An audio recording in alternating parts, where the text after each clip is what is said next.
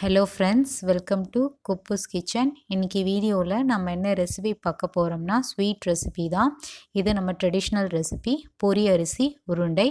இந்த ரெசிபி எப்படி செய்கிறதுன்னு பார்க்குறதுக்கு முன்னாடி இது வரைக்கும் நீங்கள் நம்ம சேனலை சப்ஸ்கிரைப் பண்ணாமல் இருந்தீங்கன்னா மறக்காமல் சப்ஸ்கிரைப் பண்ணுங்கள், லைக் பண்ணுங்கள், ஷேர் பண்ணுங்கள், கமெண்ட்ஸ் பண்ணுங்கள்.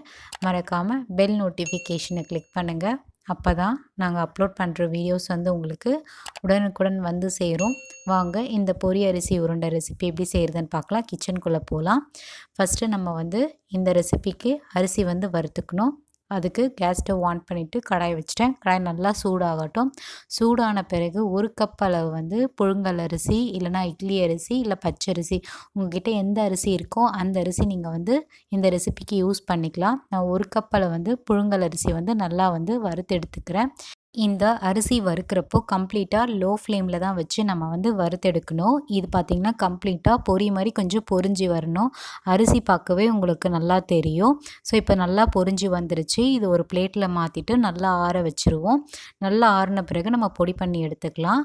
இதுக்கப்புறம் நம்ம வெள்ளை கரைசல் தயார் பண்ணணும். இது பாகுபதம் வரணும்னு அவசியப்படாது. ஸோ ஒரு பாத்திரத்தில் 1 கப் அளவு வெல்லம் எடுத்துக்கிட்டேன், 1 கப் அளவு தண்ணி எடுத்துக்கிட்டேன். நம்ம எந்த கப்பில் அரிசி எடுத்தோமோ அதே கப்பில் நீங்கள் எல்லா மெஷர்மெண்ட்டும் எடுத்துக்கோங்க. இப்போ முழுமையாக நமக்கு வெல்லம் கரைஞ்சி வரணும். இந்த வெல்லம் கரையிறப்போ நீங்கள் மீடியம் ஃப்ளேம்லேயே வச்சு செய்யலாம். ஸோ இப்போ பார்த்தீங்கன்னா ஆல்மோஸ்ட் நமக்கு வெல்லம் கொஞ்சம் கொஞ்சமாக கரைய ஆரம்பிச்சிருச்சு. இப்போ நல்லா வெல்லம் கரைஞ்சிருச்சு. இது கேஸ் ஸ்டவ் ஆஃப் பண்ணிவிட்டு நம்ம வடிகட்டி எடுத்துக்கலாம் இன்னொரு பாத்திரத்தில். எதுக்காக இந்த வெள்ளை கரைசலை நம்ம வடிகட்டி எடுத்துக்கிறோன்னா, வெள்ளத்தில் நமக்கு கல், மண், தூசி இது எல்லாமே இருக்கும். அதனால தான் நம்ம வெள்ளத்தை தண்ணியை வடிகட்டி எடுத்துக்கிறோம். அடுத்து அரிசியை வறுத்து ஆற வச்சுருந்தோம் பார்த்தீங்களா, அதை மிக்சர் ஜாரில் சேர்த்துட்டு நல்லா கொரன்னு நல்லா பொடிச்சு எடுத்துக்கணும். இது ரவை பதத்துக்கு நீங்கள் பொடிச்சு எடுத்துக்கோங்க. வாசத்துக்கு நான் 3 ஏலக்காய் சேர்த்துக்கிறேன். ஏலக்காய் பிடிக்காதவங்க ஏலக்காய் சேர்த்துக்க தேவையில்லை. ஸோ இப்போ நம்ம அரைச்சி எடுத்தாச்சு. இது ஒரு பாத்திரத்தில் மாற்றிக்கலாம். இப்போ அரிசி முழுமையாக அரைச்சாச்சு. பார்த்திங்கனாலே தெரியும் இது ரவை பதத்துக்கு இருக்குது.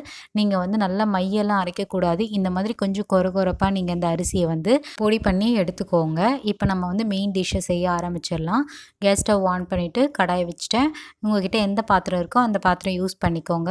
இப்போ கடாய் கொஞ்சம் சூடாகட்டும். சூடான பிறகு நம்ம தண்ணி சேர்த்துக்க போகிறோம். இப்போ 3 கப் அளவு தண்ணி சேர்த்துக்கிறேன்.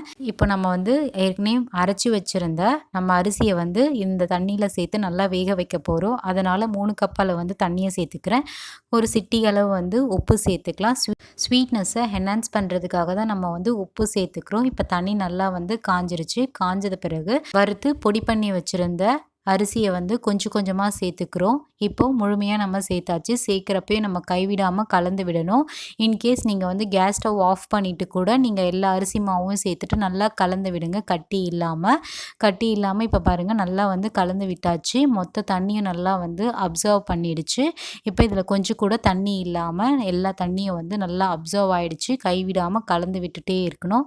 இந்த மாதிரி மொத்த தண்ணியும் ட்ரை ஆன பிறகு நம்ம தயார் பண்ணி வச்சுருந்த வெள்ளை கரைசலை சேர்த்துக்கலாம். சேர்த்துட்டு இப்போ இதையும் கட்டி இல்லாமல் நல்லா கைவிடாமல் கலந்து விடணும். இது செய்கிறப்பையும் நீங்கள் கேஸ் ஸ்டவ் ஆஃப் பண்ணிவிட்டு கூட நீங்கள் கலந்து விட்டுட்டு அகைன் கேஸ் ஸ்டவ் ஆன் பண்ணிக்கோங்க. இப்போ கட்டி இல்லாமல் நம்ம நல்லா கலந்து எடுத்தாச்சு. ஸோ கைவிடாமல் நல்லா கலந்து விடுங்க. இல்லைனா நமக்கு அடி பிடிக்கவும் வாய்ப்பு இருக்குது. நீங்கள் மிதமான தீயிலேயே வச்சு செய்யுங்க. அடுத்து நான் அரை மூடி துருவன தேங்காய் சேர்த்துக்கிறேன். தேங்காய் பார்த்திங்கன்னா இதனோட சுவையை அதிகரிக்கும். அதனால தான் நம்ம தேங்காய் சேர்த்துக்கிறோம். ஸோ உங்களுக்கு தேங்காய் தேவைன்னா இன்னும் கூட கூடுதலாக சேர்த்துக்கோங்க. தேங்காய் சேர்த்ததும் கைவிடாமல் இந்த மாதிரி கலரி விட்டுட்டே இருக்கணும். இது எந்த பக்குவத்தில் வரணும் பார்த்திங்கன்னா, நமக்கு அல்வா பக்குவத்தில் வரணும். இது அடிப்பிடிக்காமல் ஒட்டாமல் வரணும். இப்போ கைவிடாமல் நல்லா கலந்து விடுங்க. ஆல்மோஸ்ட் அரிசியும் நமக்கு நல்லா வெந்து வந்துருச்சு. இதில் நெய், இந்த முந்திரி, திராட்சை உங்களுக்கு விருப்பம் இருந்தால் சேருங்க. நான் பழங்காலத்து முறையில் செய்கிறதுனால அந்த காலத்தில் நமக்கு முந்திரி, திராட்சை, நெய்யெலாம் கிடைக்கிறது கஷ்டம். ஸோ அதனால் அதெல்லாம் நான் சேர்க்கவே இல்லை.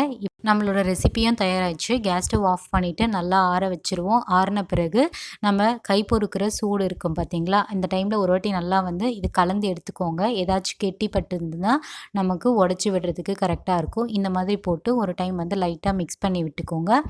இப்போ நமக்கு மாவும் தயாராக இருக்குது. இப்போ நம்ம உருண்டை பிடிக்க ஆரம்பிச்சிடலாம். உங்களுக்கு எந்த சைஸ் தேவையோ அந்த அளவுக்கு நீங்கள் வந்து மாவு எடுத்துகிட்டு இந்த மாதிரி உள்ளங்கையில் வச்சு நல்லா வந்து உருண்டை பிடிச்சி எடுத்துக்கோங்க. அடுத்து நம்ம துருவி வச்சுருந்த தேங்காயில் பார்த்திங்கன்னா ஒரு பெரட்டி எடுத்துக்கலாம். இந்த உருண்டையை இன்னும் கொஞ்சம் டேஸ்ட்டு வந்து அதிகரிக்கும் இந்த ஃபைனல் டச் இந்த மாதிரி பண்ணுறப்போ. இதே போல் மீதமுள்ள மாவில் நம்ம வந்து உருண்டை பிடிச்சி எடுத்துக்கலாம். இது உங்களுக்கு எந்த சைஸ் விருப்பமோ அந்த சைஸில் நீங்கள் வந்து உருண்டை பிடிச்சி துருவின தேங்காயில் நம்ம வந்து பெரட்டி எடுத்துக்கிட்டா அவ்வளோதாங்க. பொரி அரிசி உருண்டை வந்து தயாராகிடுச்சு. இந்த அளவு சிம்பிளாக நமக்கு வீட்டிலேயே ரொம்ப ட்ரெடிஷ்னலான ரெசிப்பியை வந்து இன்றைக்கி வீடியோவில் பார்த்தோம். கண்டிப்பாக நீங்கள் வீட்டில் செஞ்சு பாருங்கள். குழந்தைங்களுக்கு இந்த ஜங்க் ஃபுட் மாதிரி கொடுக்கறத அவாய்ட் பண்ணிவிட்டு இந்த மாதிரி ட்ரெடிஷ்னலான ரெசிபி உருண்டை வந்து கொடுத்திங்கன்னா உடம்புக்கு அவ்வளோ ஆரோக்கியமானது. அட்லீஸ்ட் நீங்கள் மாதத்தில் ஒரு முறை இந்த மாதிரி ரெசிபி செஞ்சு கொடுங்க. பெரியவங்கலேருந்து சின்னவங்க வரைக்கும் விரும்பி கேட்டு சாப்பிடுவாங்க. ஃபைனலாக ஒரு டிப்பை சொல்லிடுறேங்க. இந்த ரெசிபி செய்கிறப்போ உங்களுக்கு தனியாக இருக்க மாதிரி ஃபீல் ஆச்சுன்னா ஒன்றும் பிரச்சனை இல்லை. நீங்கள் வந்து உருண்டை உருட்டி இட்லி பாத்திரத்தில் வச்சு வேக வச்சு கூட எடுத்துக்கலாம். இது இன்னொரு மெத்தடும் கூட. அதே போல் இந்த ரெசிபிலாம் நம்ம பாட்டி காலத்தோடு முடிஞ்சிடாமல் அடுத்து வர ஜென்ரேஷனுக்கும் நம்ம இந்த மாதிரி ரெசிபியை சொல்லி கொடுப்போம். கண்டிப்பாக வீட்டில் செஞ்சு பார்த்துட்டு எப்படி இருக்குன்றதை எங்களுக்கு மறக்காமல் கமெண்ட்ஸில் தெரியப்படுத்துங்க.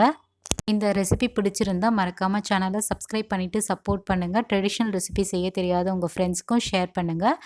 இதே போல் வேறு ஒரு டிஃப்ரெண்ட் வீடியோ ரெசிபியில் நம்ம சந்திக்கலாம். பை.